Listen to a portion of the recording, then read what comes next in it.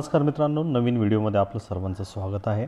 आणि आपण पाठीमागील या सिरीजच्या व्हिडिओमध्ये ट्रेडेबल और नॉट ट्रेडेबल याच्याबद्दल आपण चर्चा केली होती। त्यामध्ये कंपल्सरी 4 आन्सर बद्दल आपण बातचीत केली होती। जर तो व्हिडिओ तुम्ही बघितलेला नाही आहे की कंपल्सरी कुठले 4 आन्सर्स आहेत त्याबद्दलची इत्थंभूत माहिती आय बटनवर क्लिक करून जी तुम्हाला तिथून लक्षात येऊन जाईल। दुसरं महत्त्वाचं या व्हिडिओची चेतावणी अशी आहे की हा व्हिडिओ फक्त आणि फक्त एज्युकेशनल पर्पजच्या हिशोबाने आहे। याच्यामध्ये जी सिक्युरिटी किंवा स्टॉक किंवा इंडेक्सबद्दल चर्चा केलेली आहे किंवा वेगवेगळ्या स्टॉक्सबद्दल चर्चा केलेली आहे ती फक्त एज्युकेशनल पर्पजच्या हिशोबाने आहे। तर सगळ्यात महत्त्वाचं आपण जे कंपल्सरी 4 आन्सर जे बघितलेले आहेत त्याच्याबद्दल जर मी तुम्हाला गोष्टवारा सांगू इच्छितो की तो व्हिडिओ तो तुम्ही बघणारच आहात। त्याच्यामध्ये स्ट्रेंथ ऑफ मूव जे आहे ते तुम्हाला पहिला हा महत्त्वाचा मुद्दा होता। दुसरा महत्त्वाचा मुद्दा हा होता की टाइम ॲट झोन, म्हणजे त्या झोनच्या आसपास टाइम किती घेतला आहे तो एक आहे। नंतर फ्रेश झोन आहे की नॉन फ्रेश झोन आहे त्याच्याबद्दल सुद्धा आपण त्यामध्ये चर्चा केली होती।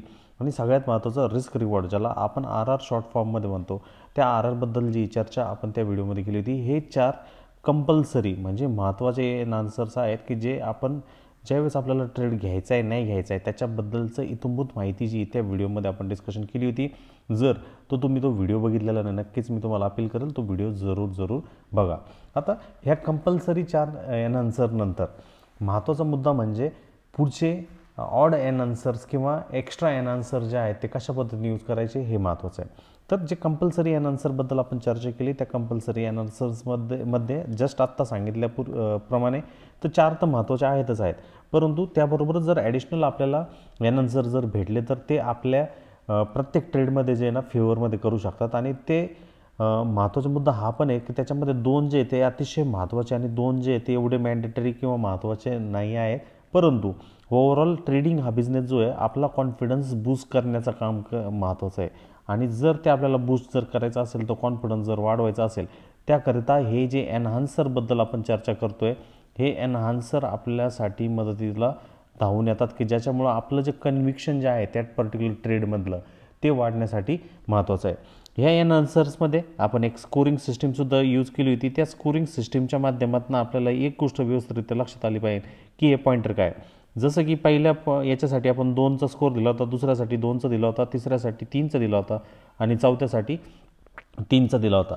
आणि हा टोटल स्कोर जो आहे तो 10च्या आसपास आहे। आणि त्या व्हिडिओमध्ये हे पण आपण चर्चा केली होती की जर हा 7 पासून 10 पर्यंत येतो स्ट्रॉंगली ट्रेडेबल आहे, किंबहुना 10 जर असेल तर अतिशय योग्य असेल, 5 ते 7 मध्ये असेल तर मीडियम बुलिश किंवा मीडियम बेरिशच्या कंडिशनमध्ये असेल, आणि हा जर 5च्या खाली जर असेल याच्यापेक्षा जर खालच्या बाजूला जर असेल तर तो इग्नोर करून पुढच्या सेटअपकडे जाणं हे गरजेचं आहे। कारण ह्या ट्रेडिंग प्रोसेसमध्ये जसं मी सुरुवातीला सांगितलं कॉन्फिडन्स आपला बूस्ट होणं हे महत्त्वाचं आहे। आणि त्याच्यामुळं आपण जे आहे सगळे आन्सर एकाच ग्रुपमध्ये का प्लेस केलेत, कारण त्याच्यामधनं आपल्याला ट्रेडिंग डिसिजन जे आपल्याला कुठलं घ्यायचं आहे, ट्रेड करायचं आहे की नाही, शॉर्ट करायचं आहे की लॉंग करायचं आहे याच्याबद्दलची आयडिया आहे, त्याच्याबद्दलचा अनुभव जो आहे तो त्या माध्यमातून आपल्याला हे करून जातं। म्हणून त्याच्यामध्ये 2 क्लास किंवा 2 कॅटेगरीज जे आहेत आपण डिस्कशन केले, 2 गोष्टींबद्दल आपण चर्चा केली आहे। आणि त्या 2 क्लासमध्ये त्या 2 ग्रुप्समध्ये आपल्याला ही गोष्ट व्यवस्थितरित्या समजून घ्यायची आहे की प्राईसला नेमकं कुठल्या पद्धतीने कुठल्या दिशेमध्ये जे आहे ते जाण्यासाठी तिथं तयार असणार आहे। आणि ही गोष्ट तुम्हाला व्यवस्थितरित्या एकदा लक्षात येऊन गेली की ह्या स्कोरिंग सिस्टीमचा उपयोग जो आहे तो तुमच्यासाठी अतिशय महत्त्वाचा प्रमाणे जो आहे तो उपयोगी येताना तिथं दिसणार आहे। म्हणून जनरली जर मी ह्या 4पेक्षा जास्त आन्सर जर तिथे गेले, समजा फॉर एक्झाम्पल एक 8 आन्सर मी तिथं यूज करण्याचा प्रयत्न केला तर ते एक कॉम्प्लेक्स प्रोसेस होऊन जाईल। आणि ह्या कॉम्प्लेक्स प्रोसेसमुळे ह्या आन्सरच्या यूजमुळं मी तिथं असमंजस किंवा कन्फ्युजनमध्ये जाण्याची शक्यता जी सगळ्यात जास्त चान्सेस तिथं क्रिएट होऊ शकतात। म्हणून एक ऑप्शनल आन्सरचा पण सेट जो आहे तो आपल्याला ह्या व्हिडिओच्या माध्यमातून बघायचा आणि हे ऑप्शनल आन्सर्स आपल्यासाठी कशा पद्धतीने काम करू शकतात याच्याबद्दल आपण या व्हिडिओच्या माध्यमातून जे आहे ती चर्चा करूयात। चला तर मग जास्त वेळ न दौडता ह्या आन्सरबद्दल चर्चा करूयात। तर याच्यामध्ये एक एक्स्ट्रा आन्सर म्हणजे तो झोन ओरिजिनल आहे की नाही आहे, कारण त्या ओरिजिनल झोनच्या माध्यमातून आपल्याला एक आयडिया व्यवस्थित लक्षात येऊन जाते की किंमत जी सपोर्ट किंवा रेजिस्टन्स जो क्रिएट झाला आहे, जसं की ह्या एक्झाम्पलमध्ये जर आपण जर कन्सिडर जर केला तर हा इथे एक सप्लाय झोन होता आणि झोन ह्या बेसिसवरती का तिकडनं प्राईस खाली आली होती। आणि त्याच्यावरती जर तुम्ही इथं जर बघितलं तर इकडं डाव्या हाताला ह्या पर्टिक्युलर चार्टच्या ह्या पर्टिक्युलर सिक्युरिटीच्या इथे कुठल्याही प्रकारचा सप्लाय झोन नाही आहे, म्हणजेच जर तिकडनं किमतीमध्ये रिजेक्शन, प्राईसमध्ये रिजेक्शन जर येतोय तर हा एक ओरिजिनल झोन आहे आणि किंमत जेव्हा केव्हा फ्युचरमध्ये ह्या झोनला टच करण्याकरता किंवा टॅप करण्याकरता ह्या झोनमध्ये येणार आहे. हे जे सेलर्स ज्यांनी कोणी इथे जो सेल केलेला आहे तो पुन्हा एकदा ह्या झोनच्या आसपास त्याच्या सेल ऑर्डर जे आहे ते प्लेस करण्यासाठी तो तयार राहणार आहे. आणि हा जो झोन आपण जो काढला आहे हा नो डाऊट सप्लाय झोनच आहे, परंतु हा एक ओरिजिनल झोन आहे आणि ह्या ओरिजिनल झोनला प्राईस ज्यावेळेस रिटेस्ट करण्यासाठी येणार आहे त्यावेळेस हा झोन नॉन ओरिजिनल झोनमध्ये टेस्ट होणार आहे. म्हणजे ज्यावेळेस हा पर्टिक्युलर फॉल झाला याच्यामध्ये काही ऑर्डर्स ह्या ओरिजिनल झोनमध्ये पेंडिंग असणार आहे आणि जर त्या ऑर्डर्स तिथं पेंडिंग रूपामध्ये जर असणार आहे स्मार्ट मनीद्वारा तर त्यांना आपण फॉलो करणं गरजेचं आहे. म्हणून हा जो झोन जो आहे एक्झॅक्टली 38-89चा मी म्हणणार नाही, त्याच्यामध्ये ±20 पॉईंटचं तुम्ही कन्सिडरेशन, वरच्या बाजूला 20 प्लस आणि खालच्या बाजूला -20चा हिशोब जो आहे तुम्ही करू शकता. म्हणून ह्या ओरिजिनल झोनचं कन्सिडरेशन हे गरजेचं आहे. आणि हा जो ओरिजिनल झोन तयार होतो तो जेव्हा चार्टच्या डाव्या बाजूला किंवा इतिहासामध्ये तिथे कुठल्याही प्रकारचा सप्लाय झोन अस्तित्वात नसताना हा जर अशा पद्धतीने किंमत जर रिजेक्ट होत असेल का, अशा पद्धतीने किंमत खालच्या बाजूला जर येत असेल तर त्या झोनला ओरिजिनल झोन असं म्हटलं जातं. आणि ह्या झोनच्या आसपास पुन्हा एकदा भविष्यामध्ये तुम्हाला किंमत ज्यावेळेस येताना तिथे दिसेल त्यावेळेस तुम्ही कन्सिडर करणं गरजेचं आहे. ह्या एक्झाम्पलमध्ये आपण जर बघितलं तर डाव्या बाजूला आपण व्यवस्थितरित्या जर कन्सिडर केलं तर इथं ह्या लेवलला किंवा ह्या झोनमध्ये ह्या रेंजमध्ये कुठल्याही प्रकारचं प्राईसचं रिजेक्शन किंवा सिक्युरिटीचं रिजेक्शन आपल्याला होताना दिसत नाही आहे. आणि ते रिजेक्शन न होता इथं जर ही जर गोष्ट जर कन्सिडर जर केला, जे मी हायलाईट तुम्हाला व्यवस्थितरित्या करून देतो, एक स्ट्रॉंग ERC कॅन्डल जी ती आपल्याला क्रिएट होताना दिसते. आणि ही जर स्ट्रॉंग अशा पद्धतीने ERC एक्सपांडेड रेंज कॅन्डल का ज्यामध्ये बॉडी जी आहे ती सगळ्यात मोठी आहे आणि तिचे जे अप्पर वीक आणि लोअर वीक आहेत किंवा शॅडो जे आहेत ते एकदम कमी झोनमध्ये, कमी रेंजमध्ये आपल्याला ते दिसत आहेत. म्हणजे ही एक ERC कॅन्डल तिथं होते. आणि अशा पद्धतीची ERC कॅन्डल जर तिथं तयार होत असेल, बनत असेल तर याचा अर्थ तिथं एक स्ट्रॉंग सेलर बसलेला आहे, दडलेला आहे आणि त्याला आपण व्यवस्थितरित्या लक्षात घेणं हे गरजेचं आहे. कारण त्याच्यामधनं आपल्याला आयडिया येऊन जाते की किमतीसाठी काय राहणार आहे. आणि हा जो ओरिजिनल झोनचा आपण एनहान्सर यूज करतोय हा एक ॲडिशनल एनहान्सर आपल्यासाठी आहे. कारण आपल्याला या ट्रेडिंग सिस्टीममध्ये आपली सायकोलॉजी साबूत राहण्याकरता त्याबरोबरच आपला जो कॉन्फिडन्स जो आहे तो व्यवस्थितरित्या राहण्याकरता ह्या ॲडिशनल एनहान्सरची आपल्याला गरज आहे. आणि त्याच्यामधला हा पहिला ओरिजिनल झोनचा एनहान्सर जो आहे तो आपण इथं व्यवस्थितरित्या युटिलाइज करत आहोत आणि हे महत्त्वाचं आहे. म्हणून प्रेझेंटमध्ये जे काही प्राईस ॲक्शन होऊ राहिली तर त्या ओरिजिनल झोनकडं आपण लक्ष देणं गरजेचं आहे आणि त्याच्या अनुषंगाने त्याच्या माध्यमातून आपण गोष्टींकडे जे आहे ते जाणं गरजेचं आहे. दुसरा महत्त्वाचा मुद्दा जर बघितला तर इथं आपल्याला एक व्यवस्थितरित्या लक्षात येऊन जाईल की डेली टाईम फ्रेमचा आपण इथं चार्ट बघतो आणि ह्या डेली टाईम फ्रेमच्या चार्टमध्ये जर आपण कन्सिडर आउट जर केला तर इथे एक गॅप तयार झाला होता आणि त्या गॅप पूर्वीची जी कॅन्डल जो तो डिमँड झोन असणार आहे याच्याबद्दलसुद्धा आपण चर्चा केली होती. आणि त्या डिमँड झोनला कशा पद्धतीने किमतीने टॅप केलं आहे आणि कशा पद्धतीने बाउन्स केलं आहे याच्याबद्दलसुद्धा आयडिया येते. आणि जर याला जर मी वीकलीमध्ये जर कन्वर्ट जर केलं आणि वीकलीमध्ये जर मी ह्या किमतीला जर घेऊन गेलो तर तिथं मला व्यवस्थित लक्षात येतं आहे की हा जो एक जनरली रॅली झाला होता त्यानंतर हा एक बेस झाला आणि त्याच्यानुसारसुद्धा हा एक इथं एक सपोर्टचं काम करतो आहे. आणि ही जी लेग झाली किंवा हा जो कन्सॉलिडेशन झाला आहे तर हा एक डिमँड झोन होताना दिसतो आहे. म्हणजे डेचा तर डिमँड झोन वेगळा झाला आहे आणि जर वीकचा मला जर डिमँड झोन जर कन्सिडर जर करायचा जर झाला तो एक जो असणार आहे वीकच्या हिशोबाने तो डिमँड झोन ह्या झोनच्या आसपास असणार आहे. आणि त्याच्यावरती जर आणखीन एक डिमँड झोन मला वीकच्या हिशोबाने जर कन्सिडर करायचा त्याचा मी शॅडो जो आहे थोडासा बदलवतो म्हणजे मला लक्षात येऊन जाईल. हा जो येलो कलरचा आहे तो डेलीचा आहे आणि हा जो आहे तो वीकलीचा आहे. तत्पूर्वी ह्या डेली डिमँड झोनच्या पूर्वी आणि ह्या वीकली डिमँड झोनच्या मध्ये सुद्धा आपल्यासाठी एक नॉमिनल डिमँड झोन आहे आणि तो डिमँड झोनसुद्धा आपल्याला लक्षात ठेवणं गरजेचं आहे की ही जी अपमूव झाली होती त्यामध्ये हे एका वीकची कॅन्डलने रिट्रेसमेंट केली होती. आणि जसं की आपण प्रॉक्झिमल आणि डिजिटल लाईनबद्दल चर्चा केली होती त्यानुसार हा सुद्धा एक त्याच्यासाठी डिमँड झोन असणार आहे आणि हा जो डिमँड झोन आहे तो वीकलीचा आहे.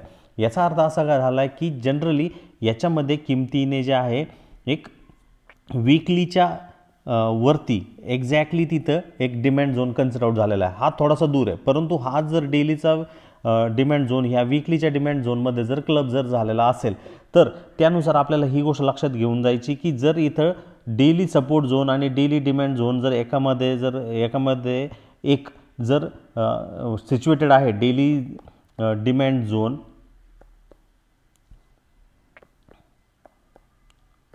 झोन वरचा आणि त्याच्या खालोखाल जर आपण कन्सिडर आउट जर केलं तर त्याच्यामध्ये आपल्याला इथं दिसतंय तो म्हणजे वीकली डिमांड झोन। तर हे एकमेकांमध्ये गुंतलेले झोन्स आहेत आणि ह्या एकमेकांमध्ये गुंतलेल्या झोनचा उपयोग जो आहे तो आपण व्यवस्थितरित्या लक्षात ठेवणं गरजेचं आहे। आणि हे क्लब्स ज्यावेळेस आपल्याला होऊन जातील त्यावेळेस आपल्याला त्याच्याबद्दलची आयडिया जी आहे त्याच्याबद्दलचा अंदाज जो आहे तो व्यवस्थितरित्या येऊन जाईल आणि त्या माध्यमातून व्यवस्थित अंडरस्टँडिंग येऊन जाईल की ह्या डेली डिमांड झोनमध्ये हा वीकली झोनसुद्धा तिथे अडकलेला आहे। आणि जर अशा काही गोष्टी होताना आपल्याला दिसत आहेत तर त्याचा बाउन्स बॅक कन्सिडर आउट होतोय। आणि दुसरी महत्त्वाची म्हणजे लोअर टाईम फ्रेमच्या हिशोबाने जो ओरिजिनल झोन जो सिच्युएटेड आहे ह्या पर्टिक्युलर स्टॉकमध्ये तो ओरिजिनल झोन ह्या पर्टिक्युलर कॅन्डलच्या हाय आणि लोच्या आसपास आहे। म्हणजे इथं जी सेलिंग जी ॲक्टिव्हिटी जी झाली होती त्या हिशोबाने आपण याला लक्षात ठेवणं गरजेचं आहे। आणि ह्या जनरली जे आपण वीकलीमध्ये ही गोष्ट जी बघितली की डेली डिमांड झोन आणि वीकली डिमांड झोन जे आहेत हे एकमेकाला ओव्हरलॅप करतात किंवा यांना नेस्टिंग झोनसुद्धा असं म्हटलं जातं। म्हणजे हे जे दोन्ही प्रकारचे जे झोन्स आपल्याला इथं दिसत आहेत हे एक नेस्टिंग किंवा ओव्हरलॅपिंग झोनसुद्धा कन्सिडरेशन केलं जातं आणि हे एक ॲडिशनल पॉईंटर आपण इथं लक्षात घेतलं गेलं पाहिजे। म्हणजेच याला नेस्ट करणेसुद्धा म्हणतो म्हणजे घरटे बनवणेसुद्धा म्हणतो किंवा याला ओव्हरलॅपिंग करणेसुद्धा किंवा एकमेकांमध्ये गुंतून राहणेसुद्धा म्हणतो। आणि अशा पद्धतीचा झोन तुमच्यासाठी जर तयार होऊ राहिला आहे तो एक चांगला कोइन्सिडन्सचा चांगला कॉन्फिडन्सचा आपल्यासाठी असणार आहे। आणि ह्या कोइन्सिडन्सच्या कॉन्फिडन्सच्या झोनला आपण नक्कीच दरकिनार त्याच्याकडे दुर्लक्ष केलं गेलं नाही पाहिजे। आणि हा एक असा मेन एरिया असणार आहे का जिथं लॉंगर टाईम फ्रेम म्हणजे वीकली टाईम फ्रेमचा जो डिमांड झोन जो आहे तो स्ट्रॉंगर असणार आहे as compare to daily demand झोनपेक्षा। आणि त्याच्यामुळं एक सिम्पली एक गोष्ट लक्षात ठेवायची आणि हे एक बिगेस्ट सिक्रेट असणार आहे ट्रेडिंगमध्ये की तुम्हाला वेटेज कशासाठी द्यायचं आहे। वेटेज जे तुम्हाला द्यायचं आहे ते हायेस्ट टाईम फ्रेमला द्यायचं आणि जर हायेस्ट टाईम फ्रेम म्हणजे ह्या केसमध्ये वीकली टाईम फ्रेम जी आहे ती हायेस्ट टाईम फ्रेम आहे आणि त्याच्यामध्ये जर आपल्याला डिमांड झोन दिसतोय प्लस डेली डिमांड झोन त्या वीकली डिमांड झोनला ओव्हरलॅप करतो आणि त्याच्या माध्यमातून आपल्याला लक्षात आलं पाहिजे की किंमत जी आहे तिकडनं बाउन्स बॅक करणार आहे। आणि त्यानुसारच त्या विषयानुसारच तुम्ही बघू शकता त्या दोन्हींच्या कपलमुळे त्या दोघांच्या ताकदीमुळे किंमत कशा पद्धतीने तिकडनं बाउन्स बॅक करताना किंवा वीकचं फॉर्मेशन करताना किंवा बाईंग प्रेशर क्रिएट करताना आपल्याला तिथे दिसलेली। म्हणून ह्या बाईंग प्रेशरकडं आपलं लक्ष असलं पाहिजे। आपल्याला कायम प्रश्न पडत असेल मित्रांनो की इथं वीक का तयार झाली इथं वीक का क्रिएट झाली तर त्याचं उत्तर हे आहे कारण इथं नेस्टिंग किंवा ओव्हरलॅपिंगचा जो फिनॉमिना जो आहे तो वेळोवेळी तयार होत असतो आणि तो नेस्टिंगचा जो फिनॉमिना जो कन्सिडर आउट आपल्याला जो करायचा असतो त्याबद्दलची जी आपली जी आयडिया जी आहे ती लक्षात येणं गरजेचं आहे। आणि त्याचं रिझन जे प्राईसनी टॅप केल्यानंतर किंमत जी आहे आपण दुसऱ्या भाषेमध्ये असं बी म्हणतो इथं सुद्धा एक पेंडिंग ऑर्डर आपल्यासाठी राहणार आहे आणि त्या पेंडिंग ऑर्डर फिल करण्याकरता प्राईस आली होती। परंतु जर तुम्ही अशा पद्धतीने नेस्टिंग ऑफ झोन किंवा ओव्हरलॅपिंग ऑफ झोन जर तुमच्याकडे कॉन्सेप्ट जर व्यवस्थितरित्या असेल तर त्यावरनं तुम्हाला व्यवस्थितरित्या त्याच्याबद्दलची जी आयडिया जी आहे ती लक्षात येऊन जाईल। हे तर झालं ह्या पर्टिक्युलर सेक्युरिटीच्या बाबतीत। आणखीन काही चार्ट्स बघूयात की जिकडनं आपल्याला त्याच्याबद्दलची आयडिया येऊन जाईल।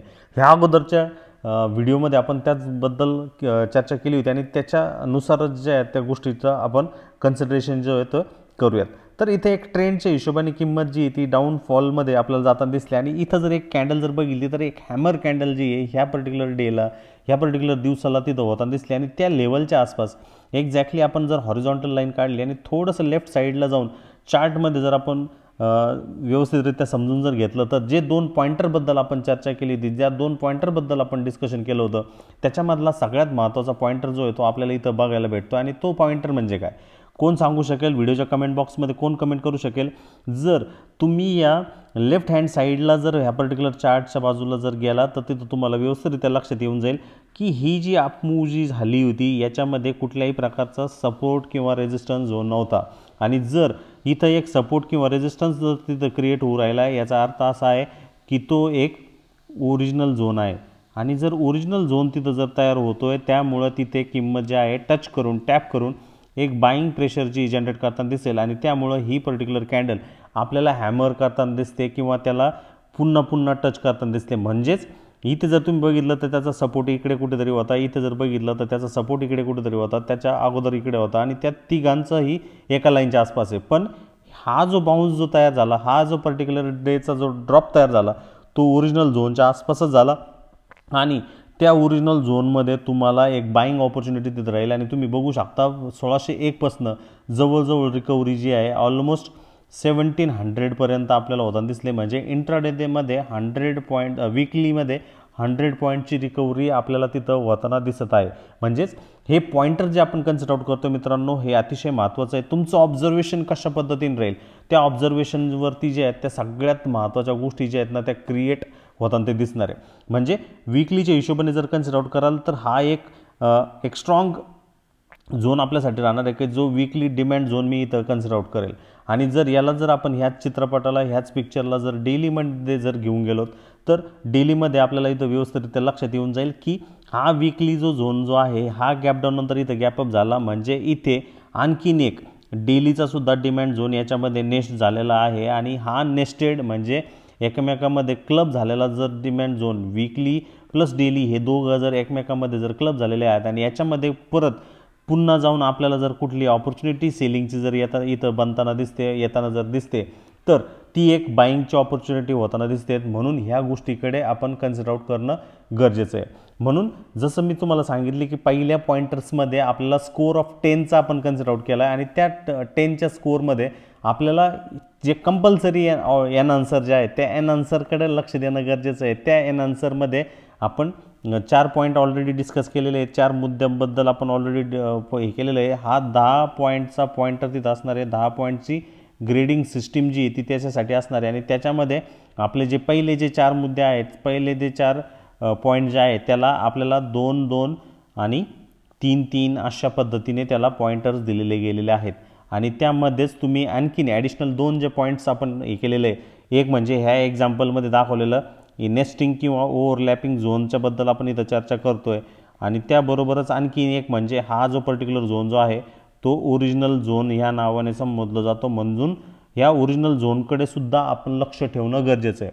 म्हणून जर आउट ऑफ 10 पैकी जर आपला स्कोर हा 7 ते 10च्या आसपास असेल तर तो झोन एक ट्रेडेबल झोन आहे आणि त्याच्यामध्ये आपण संधी ऑपॉर्च्युनिटी जी ती न सोडवणे, न दळवडणे हे सगळ्यात महत्त्वाचा मुद्दा, सगळ्यात महत्त्वाचा पॉईंट आहे। जर आपल्याला याच्यामध्ये एंट्री करायची तर एंट्री करताना 2 टाईपच्या ऑर्डर्स आपण बघितलेल्या आहेत, त्या म्हणजे लिमिट ऑर्डर्स आणि दुसरं म्हणजे मार्केट ऑर्डर।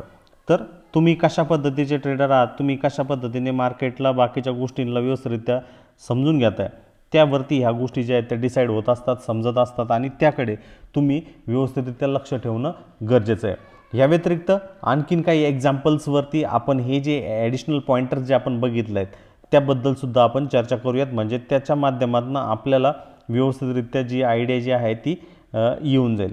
तर सगळ्यात महत्त्वाच्या 2 पॉईंटरबद्दल आपण चर्चा करतो आणि त्या 2 पॉईंटरच्या हिशोबाने जर आपण ह्याच पर्टिक्युलर स्ट्रक्चरला जर बघितलं तर इथं जर तुम्ही बघितला तो एक फ्रेज झोन आहे की नॉन फ्रेज झोन आहे वीकली स्केलच्या हिशोबाने, तर तुम्ही इथं जनरली चेक करा। तर फर्स्ट ऑफ ऑल हा इथे एक काय झाला होता, एक ओरिजिनल झोन आपण कन्सिडर आउट करूयात। हा ओरिजिनल झोन होता आणि तो ओरिजिनल झोनने ज्यावेळेस प्राईसला टॅप केलं, त्या टॅप केल्यानंतर कशा पद्धतीचा बाउन्स जो आहे तो तिथं होताना दिसला। सेकंड टाईम ज्यावेळेस टॅप केलं त्यावेळेस परत बाउन्स क्रिएट करताना दिसला आणि आता पुन्हा एकदा त्या झोनच्या आसपास येताना दिसते। दुसरा महत्त्वाचा मुद्दा, दुसरा महत्त्वाचा पॉईंट, जर किंमत एवढ्या वेळेस तिथे येते आणि त्या ओरिजिनल झोनला टॅप करून किंमत पुन्हा पुन्हा बाउन्स बॅक करण्याचा प्रयत्न जर करू राहिली आहे तर त्यामध्ये आपली जे चान्सेस जे आहेत कमवण्याचे किंवा चांगल्या पद्धतीचे बनवण्याचे ते कमी होताना दिसतात। हा ऑपॉर्च्युनिटी होती, ह्या झोनच्या आसपास तुम्ही लक्ष ठेवणं गरजेचं होतं। सेकंड टाईम जो आहे तो थोडासा विकर होऊन गेला। इथं थर्ड टाईम बघा, जी स्ट्रेट अप मूव्ह फर्स्ट अटेम्प्टला झाली होती ती सेकंड टाईम तेवढी झाली नाही आहे, ती त्याच्यापेक्षा कमी झाली। इथं तुम्ही थर्ड अटेम्प्टला बघितलं त्यापेक्षा कमी झाली, याच्यानंतर बघितलं तर त्यापेक्षा कमी झाली। म्हणजे इथं ज्या नंबर ऑफ ऑर्डर्स पहिल्या अटेम्प्टला ज्या होत्या त्या नंबर ऑफ ऑर्डर्स सेकंड टाईमला, नंबर ऑफ ऑर्डर्स मी इथं म्हणेल त्या सेकंड टाईमला कमी होताना आपल्याला ते दिसल्या। इथं सेकंड टाईमला त्या लेस झाल्या, कमी झाल्या,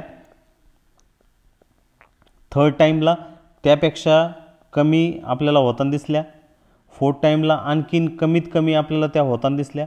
तर हे महत्त्वाचा मुद्दा आहे, म्हणजे हे एक वीक झोन झालेला आहे आणि हा जर वीक झोन जर ब्रेकडाऊन जर करताना आपल्याला तो दिसतोय, म्हणजेच त्यामध्ये किंमत जी आहे त्याचा जो नेक्स्ट वीकली सपोर्ट जो आहे त्या झोनला टच करण्यासाठी तो जाताना आपल्याला तो दिसणार आहे। म्हणजे हा जो झोन जो आहे तो ओरिजिनल झोन इथे होता आणि त्या ओरिजिनल झोनच्या आसपास आपल्याला जर फर्स्ट टाइम ऑपॉर्च्युनिटी जर तिथे भेटते तो हाय प्रोबेबिलिटीवाला ट्रेड सेटअप आपल्याला क्रिएट होताना दिसतो आणि त्या हाय प्रोबेबिलिटीवाल्या ट्रेड सेटअपला जर व्यवस्थितरित्या जर आपण बघू शकलो तरच आपल्यासाठी एक मोठी ऑपॉर्च्युनिटी जी आहे क्रिएट होण्याची शक्यता, क्रिएट होण्याची चान्सेस जी ती राहणार आहे। परंतु जर तुम्ही इथे दुसऱ्या तिसऱ्या आणि चौथ्या वेळेस जर अटेम्प्ट करू राहिले तर तिथं तुम्हाला वन साइडेड रॅली होण्याची शक्यता, चान्सेस कमी असणार आहे, कारण हा ऑलरेडी एक नॉन ओरिजिनल झोनमध्ये तो कन्वर्ट झाला असणार आहे आणि नॉन ओरिजिनल झोनमध्ये तो जर कन्वर्ट झाला आहे आणि ऑलरेडी प्राईसनी एकदा दुसऱ्यांदा बाउन्स बॅक केले, मग तिकडनं तेवढा मोठा बाउन्स होण्याची चान्सेस, तेवढा मोठ्या जास्त पद्धतीने बाउन्स करण्याची जे चान्सेस जे आहेत ते अतिशय कमी असणार आहे आणि म्हणून ह्या गोष्टीकडे तुम्ही व्यवस्थितरित्या लक्ष दिलं गेलं पाहिजे। तुमच्यासाठी ऑपॉर्च्युनिटी जी आहे अशा पद्धतीने तिथं ज्यावेळेस क्रिएट होते त्या ऑपॉर्च्युनिटीलाच तुम्ही शोधणं गरजेचं आहे आणि त्याचा उपयोग इतंभूत पद्धतीने करणं हे सगळ्यात महत्त्वाचं असणार आहे। म्हणून हा तर ओरिजिनल झोन आता हे होऊन गेला। त्याच्यानंतर जर तुम्ही इथं बघितलं तर हा एक ओरिजिनल झोन इथं पेंडिंग आहे आणि त्या ओरिजिनल झोनमध्ये जर पुन्हा एकदा प्राईस तुम्हाला टॅप करताना दिसली, आता ओरिजिनल झोन मी का म्हणतोय, इथं जर तुम्ही लेफ्ट साईडला जर गेलात तर मोठ्या बिग ERC कॅन्डल इथं दिसत आहेत आणि इथं प्रिव्हियसली कुठल्याही प्रकारचं सपोर्ट रेजिस्टन्स जे आहे ते आपल्याला बनताना दिसत नाही आहे। म्हणजेच किमतीमध्ये जर अशा पद्धतीचं डीप आपल्याला ह्या पर्टिक्युलर स्टॉकमध्ये ह्या टेक्स्चरमध्ये जर बनताना दिसलं तर ह्या झोनच्या आसपास जो आहे हा एक भावी मूवसाठी हा एक ओरिजिनल झोन तिथं असणार आहे आणि ह्या ओरिजिनल झोनकडे तुम्ही व्यवस्थितरित्या लक्ष ठेवणं गरजेचं आहे। ऑलरेडी ह्या पर्टिक्युलर स्टॉकनी, ह्या पर्टिक्युलर थीमनी जे आहे त्याच्याकडे मोमेंटम केलेला आहे, तिकडनं त्याने बाउन्स केलं होतं, हा एक ओरिजिनल झोन तिथे क्रिएट होता आणि तो आता ब्रेकडाऊन होताना दिसतोय आणि तो ब्रेकडाऊन जर झाला तर ह्या ओरिजिनल झोनच्या आसपास जो आहे तिथं पेंडिंग ऑर्डर्स ऑलरेडी पडलेल्या असणार आहे आणि ह्या ओरिजिनल झोनला त्या पेंडिंग ऑर्डर जर फिलअप करत असतील तर ॲटोमॅटिकली त्याच्यापासनं प्रिव्हियस स्विंग लो हायवाला जो पॉईंट जो आहे तो ह्या झोनच्या आसपास आपल्याला किमती जाताना दिसतील। मग इथं जर मला एंट्री करायचं आहे तर दोन पद्धतीने मी एंट्री करू शकतो, एक म्हणजे लिमिट ऑर्डरच्या हिशोबाने आणि दुसरी जी मी उपयोग करू शकतो ती म्हणजे मार्केट प्राइस या ऑर्डरनी, कारण याला जर मी व्यवस्थितरित्या जर लक्षात जर घेतलं तर त्या हिशोबाने राहणार आहे आणि म्हणून आपल्याला सगळ्यात जास्त रिस्क रिवॉर्डचा जो पॉइंटर नंबर 4 आपल्यासाठी होता की ज्याला आपण 3 पॉईंट्स तिथं कन्सिडर आउट करत होतो, त्या 3 पॉईंटच्या हिशोबाने ह्या गोष्टीकडे लक्ष देणं गरजेचं आहे की इथं आपल्याला एक चांगला फेवरेबल रिस्क रिवॉर्डचा हिसाब जो आहे तो तिथं राहील आणि त्या रिस्क रिवॉर्डच्या हिशोबाने तिकडनं वरच्या बाजूला मूव जे आहेत आपल्यासाठी एक चांगल्या पद्धतीने सब्जेक्टेड राहतील आणि हे महत्त्वाचं राहील। याच्यामध्ये ही सगळ्यात महत्त्वाचा मुद्दा आहे की हा एक वीकली डिमॅन्ड झोन नव्याने तयार होतो आहे आणि ह्या वीकली डिमॅन्ड झोन बरोबरच हा एक ओरिजिनल झोन आहे। ओरिजिनल झोन का बरं, कारण इकडे लेफ्ट साईडला जर तुम्ही जर बघितलं तर नंबर ऑफ कॅन्डल जर व्यवस्थितरित्या जर समजून जर घेतल्यात तर त्या बिग ERC किंवा मोठ्या बिग कॅन्डल्स आहेत आणि ह्या जर बिग कॅन्डल्स जर तशा पद्धतीने होत असेल तर तो तुमच्यासाठी हाय कन्व्हिक्शन झोनवाला डिमॅन्ड झोन आहे आणि इथे हाय कन्व्हिक्शनला तुम्ही न सोडणं हे गरजेचा पॉइंटर आपल्यासाठी आहे। म्हणून ट्रेड करताना ह्या गोष्टींकडे व्यवस्थितरित्या लक्ष ठेवणं गरजेचं आहे। हां, हे स्विंग हाय पॉईंट्स आहेत स्ट्रक्चरचे, बट ऑब्वियसली याच्यामध्ये इकडे तुम्ही टॉपला टॅप करू शकताल की ते वेळ आणि काळच ठरवेल, पण तत्पूर्वी ह्याच डिमॅन्ड झोनला जर तुम्हाला किंमत जर दिसते तिकडनं प्राईसची रिकव्हरी किंवा डिस्कव्हरी जी आहे ती वरच्या बाजूला फास्ट पद्धतीने होताना दिसेल आणि हे एक सप्लाय आणि डिमॅन्डचं जे गिमिक जे आहे मित्रांनो ते लक्ष देणं गरजेचं आहे। जर डेली टाईम फ्रेममध्ये आपण जर गेलो आणि डेली टाईम फ्रेममध्ये प्राइस ॲक्शनच्या हिशोबाने इथे कुठल्या प्रकारचा डिमॅन्ड झोन पेंडिंग आहे का तो बघणं सुद्धा अतिशय महत्त्वाचं असणार आहे। तर डेली टाईम फ्रेममध्ये जर गेलो आणि त्या डेली टाईम फ्रेममध्ये जर गोष्ट जर बघितली तर इथे एक हॅमर कॅन्डल झालेली आहे आणि त्याच्यानंतर गॅपअप झालेली आहे, म्हणजे इथे एक डेली डिमॅन्ड झोन आहे की एक nesting demand zone in the demand zone, nesting pattern जो आपण म्हणतो किंवा नेस्टेड ओव्हरलॅपिंग झोन जो आहे तो म्हणतो, हा पिवळा कलर जो आहे तो वीकली डिमांड झोन आहे आणि हा जो काळावाला जो आहे तो डेली डिमांड झोन आहे। आणि अशा पद्धतीने जर गोष्ट होऊ राहिली तर याच्याकडे लक्ष ठेवणं गरजेचं आहे। हां, याच्यामध्ये आता माझी एंट्री करतोय मी, मग एंट्री केल्यानंतर माझ्यासाठी टार्गेट्स आणि स्टॉप लॉसेस काय असणार आहे, माझी एंट्री कशा पद्धतीने असणार आहे। जर माझी एंट्री जर याच्यामध्ये होते तर सगळ्यात महत्त्वाचा मुद्दा माझ्यासाठी नेक्स्ट सप्लाय झोन कुठे आहे, अपोजिंग सप्लाय झोन कुठे आहे। तर अपोजिंग सप्लाय झोन जर फॉल अशा पद्धतीने होतोय तो अपोजिंग सप्लाय झोन ह्या पॉईंटच्या आसपास आपल्याला तिथे दिसतोय आणि हा आपल्यासाठी टार्गेट पॉईंट असणार आहे। एंट्रीचं जर तुम्ही कन्सिडर करत असाल एंट्रीच्या हिशोबाने, लॉंग पोझिशनच्या हिशोबाने, तर एंट्री जी येते ह्या झोनच्या आसपासपासनं तुम्ही ह्या झोनपर्यंत टार्गेट ठेवू शकता आणि स्टॉप लॉस जो आहे तो ह्या वीकली डिमांड झोनच्या किंचित खाली आहे। त्या हिशोबाने जर कन्सिडर आउट जर केलं तर तुम्हाला इथं रिस्क रिवॉर्डचा हिसाब जो आहे तो 8.61च्या आसपास दिसतोय। याचा अर्थ असा आहे 8.61 या गोष्टीचा अर्थ असा आहे की 1 रुपयांच्या रिस्कच्या मुकाबल्यामध्ये, त्याच्या मोबदल्यामध्ये तुम्ही जवळजवळ 1 रुपयाच्या रिस्कमध्ये, 1 रुपयाच्या रिस्कमध्ये तुम्ही तिथं किती रुपये कमवण्याचा प्रयत्न करता मित्रांनो, 8 रुपये कमवण्याचा प्रयत्न करता। आणि जर 8 रुपये मला जर कमवायचे असतील तर सगळ्यात महत्त्वाचा मुद्दा हा रिस्क रिवॉर्डचा हिशोब लक्षात ठेवणं गरजेचं आहे आणि त्याच्यासाठी मला संयम ठेवणं गरजेचं आहे आणि प्रॉपरली माझ्या झोनसाठी मी वेट करणं, थांबणं हे गरजेचा पॉईंट मुद्दा असणार आहे। कारण हा वीकली तर डिमांड झोन आहेच आहे, ह्या वीकली डिमांड झोनमध्ये किंमत जी ती प्राईस जी ती येणारच आहे, त्याबरोबरच हा एक ओरिजिनल झोन तर आहेच आहे आणि डेली झोनसुद्धा तो आपल्याला बनताना दिसतोय।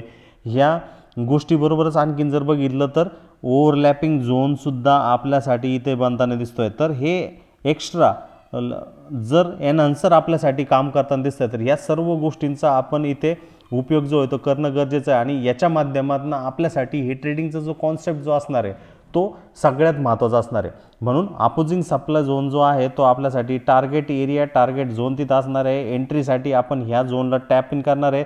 याच्यामध्ये एंट्री करताना 2 पद्धतीने आपण करू शकतो। एक म्हणजे लिमिट ऑर्डर आपल्याला प्लेस करून ठेवायची आणि वेट करायचं आहे त्या झोनच्या आसपास किंमत येते का, आणि दुसरं म्हणजे मार्केट ऑर्डर जर तुम्हाला त्या झोनच्या आसपास किंमत येताना तिथं दिसते तर ऑटोमॅटिकली मार्केट ऑर्डरच्या हिशोबाने तुम्ही त्या पर्टिक्युलर झोनला टॅप इन करण्यासाठी राहणार आहे। आणि सप्लाय आणि डिमांड जो आहे ना मित्रांनो, अशा पद्धतीने आपल्यासाठी वर्कआउट होताना दिसत असतो आणि याच्याकडे आपण व्यवस्थितरित्या लक्ष देणं हे गरजेचा महत्त्वाचा पॉईंट, महत्त्वाचा मुद्दा हा एक पॉइंटर असतो आणि ह्या पॉइंटरकडे आपण व्यवस्थितरित्या लक्ष देणं हे गरजेचं आहे। कारण त्याच्यामधनंच आपल्याला ह्या ज्याबद्दलच्या ज्या आयडिया ज्या आहेत त्या व्यवस्थितरित्या क्लिअर होणार आणि त्याबद्दलच आपण ही सिरीज हे करतोय। त्यामध्ये आपण 2 एक्स्ट्रा पॉइंटर्स काढले। त्याच्यामध्ये पहिला जो पॉइंटर आपण बघितला तो म्हणजे ओरिजिनल झोन तो आहे की नाही आहे त्याच्याबद्दल आपण चर्चा केली आणि दुसरा जो झोन जो आहे तो म्हणजे ओव्हरलॅपिंग झोन।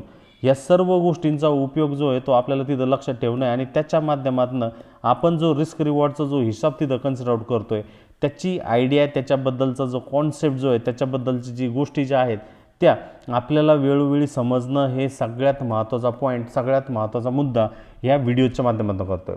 दुसरं सगळ्यात महत्त्वाचं, ही सिरीज तुमच्याकडनं मिस झाली असेल तर मराठी स्टॉक मार्केट व्हिडिओज मी अपलोड केलेले आहेत, ते व्हिडिओजला नक्की बघा। त्याच्यामधनं तुम्हाला 2-5%, 10-20% शिकायला नक्कीच मिळेल। याबरोबरच तुमच्यासाठी काही ऑफर्स आहे, व्हिडिओच्या डिस्क्रिप्शन बॉक्समध्ये किंवा मेसेजच्या तिथे मी व्हॉट्सअपची शॉर्ट लिंक जी ती पिन केलेली आहे त्या माध्यमातून सुद्धा तुम्ही आमच्याबरोबर व्हॉट्सअपवरती कनेक्ट करू शकता आणि ऑफरबद्दल जी आहे ती माहिती घेऊ शकता।